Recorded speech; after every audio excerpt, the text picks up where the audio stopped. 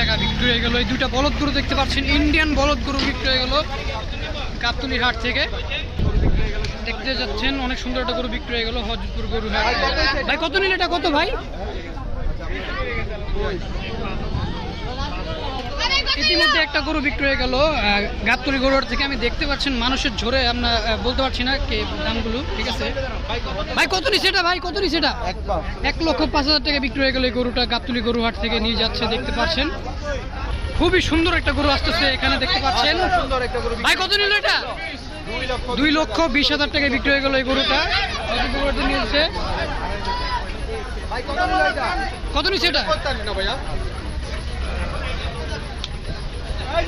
পিছনে আরেকটা গরু আছে দেখতে পাচ্ছেন। ভাই কত নিচ্ছে এটা ভাই? কত? 1,96,000 টাকা বিক্রি হয়ে গেল এই গরুটা। 1,96,000 টাকা। মাশাআল্লাহ মাশাআল্লাহ।